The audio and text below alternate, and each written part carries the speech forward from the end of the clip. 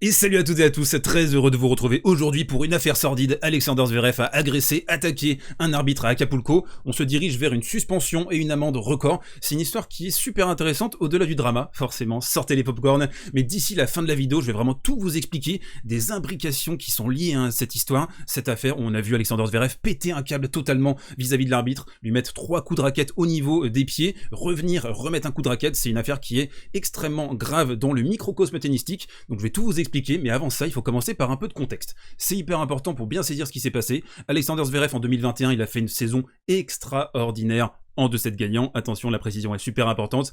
Il a remporté les Jeux Olympiques, il a remporté Cincinnati, Vienne et surtout le Masters en fin de saison. Et quand on lui a posé la question, les journalistes se sont dit, mais attends, Alexander Zverev là, qu'est-ce qui se passe au niveau des grands chelems? On lui a posé la question, il a dit, moi en 2022, ce qui me manque là, la dernière case à cocher, c'est un grand chelem. Zverev, il sort en grand chelem d'une belle demi quand même, contre Novak Djokovic à l'US Open. Il a poussé le Serbe jusqu'en 5 manches, c'était vraiment un super combat.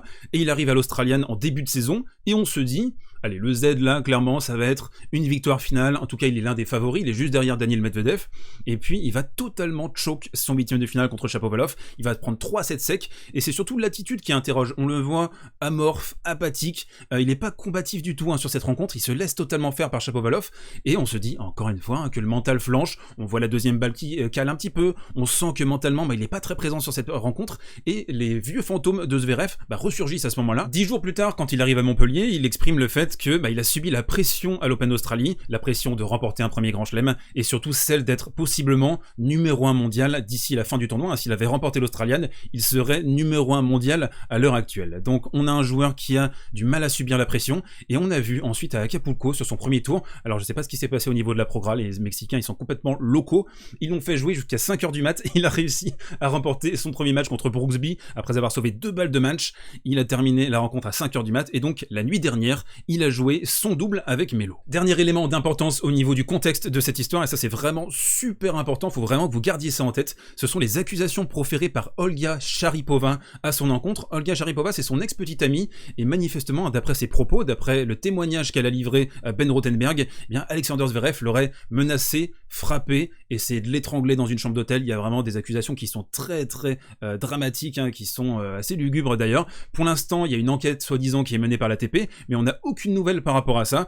Et là, on arrive à cette nuit dernière à Acapulco. On a un drame qui va se jouer en 2 temps. D'abord à 8-6 dans le super tie-break, on va avoir une balle qui va sortir selon Zverev et Melo. L'arbitre qui est juste devant ne voit rien, et Zverev va péter un câble à ce moment-là. Ça va durer 1 minute, la prise de bec. Il va lui dire « It's your F-line, tu es un P d'idiot ». Il va vraiment s'acharner sur lui, il va l'insulter, on va avoir des obscénités proférées. Il va y avoir un avertissement d'ailleurs juste après. Donc ça, c'est juste avant la balle de match, donc il va y avoir 9-6, et ensuite donc l'équipe adverse va remporter le point, va remporter le match, et c'est là que Alexander Zverev va complètement tilter, il va péter un câble, il va s'approcher de la chaise, il va mettre 3 coups de raquette au niveau des pieds de l'arbitre, il va continuer à s'énerver vis-à-vis de l'arbitre, il va s'asseoir, il va se relever, il va remettre un énorme coup de raquette sur la chaise de l'arbitre qui va pas trop moufter, qui va se barrer, et ensuite on a vu Alexander Zverev se faire exclure du tournoi, simplement, simple et double, tu dégages par rapport à cette attitude qui est inqualifiable, et c'est la goutte d'eau qui a fait déborder le vase pour Zverev à ce moment-là, parce qu'il a été incapable de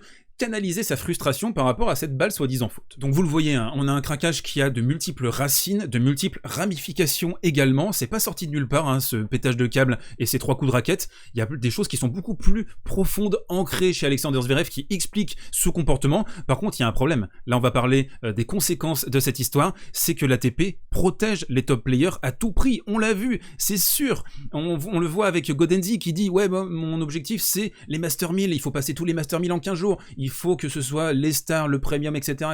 Il en a rien à carrer des 250, il s'en tape complètement des challengers, lui il est là pour les Master 1000, pour valoriser ça, pour monter les Master 1000 au niveau des grands chelems, et une des pépites du tennis actuel, celui qui risque peut-être de dominer avec d'autres joueurs bien sûr, mais c'est Alexander Zverev, c'est un futur numéro 1 mondial, c'est un joyau pour l'ATP, et permettez-moi de le dire comme je le pense, l'enquête que l'ATP est censée mener sur Olga Sharipova, ils nous en fument, ils se foutent de notre gueule, il y a rien qui se passe depuis des mois, ils sont là, ouais on va avoir une commission indépendante, on va faire vraiment les enquêtes, on va interroger les gens. Olga Sharipova n'a pas été interrogée par quiconque de l'ATP depuis des mois, ils se foutent de notre gueule à ce niveau-là.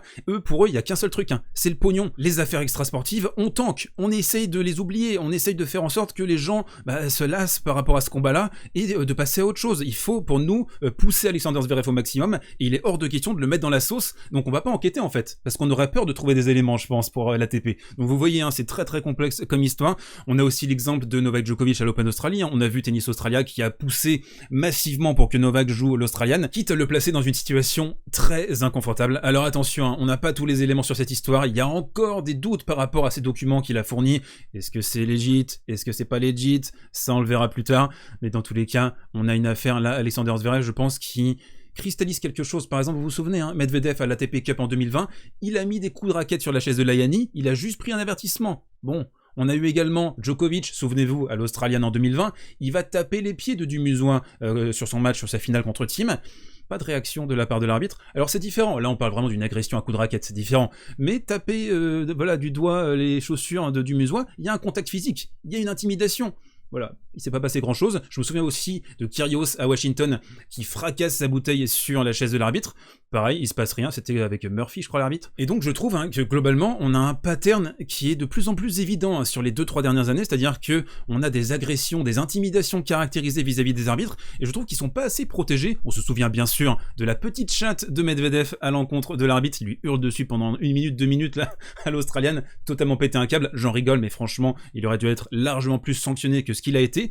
Et je trouve aussi que parfois, on a une lecture à géométrie variable. Quand c'est Medvedev qui fait un truc pareil, on va dire, ouais, la légende, regardez-moi ça, c'est trop marrant. Quand c'est Paire, on est là, ouais, c'est mythique, c'est iconique. Quand c'est Djokovic, vous avez tous les haters qui débarquent, qui vont dire, ouais, Djokovic, t'es un haineux, t'es quelqu'un de mal, t'es un diable, en fait, au fond de toi-même. Donc on a des lectures qui sont totalement avec des injadins, en fait, à chaque fois. Si c'est Djokovic qui fait ça, telle lecture. Si c'est Medvedev qui fait ça, telle lecture. Et pour Zverev, bah là, on va dire qu'il était passé entre les mailles, mais cette affaire, je pense que ça va vraiment le suivre comme une petite crotte au cul, si je peux me permettre. Et surtout, on a une image là qui est complètement éclatée, qui est désastreuse après cet événement, parce que il y avait déjà beaucoup de personnes qui se disaient « Ouais, cette affaire quand même, Olga Sharipova, c'est curieux, c'est étonnant.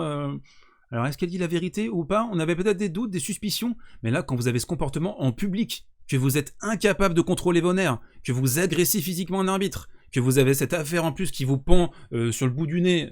Sur le bout du nez, je sais pas si c'est vraiment l'expression. Est-ce que c'est vraiment l'expression sur le bout du nez? J'allais dire sur le bout de quelque chose d'autre. Bon. Ah là, vous donnez du grain à moudre à vos haters. Vous confirmez les suspicions.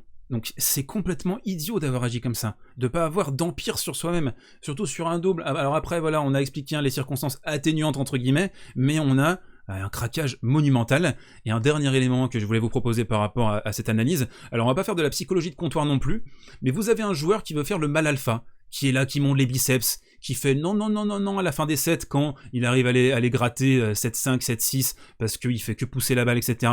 Il veut faire le mal alpha, il veut faire le Novak Djokovic, mais à côté de ça, on sent, dès qu'il y a des frustrations, dès qu'il y a des choses qui fonctionnent pas bien, il va complètement s'éteindre, ça va redevenir un petit garçon.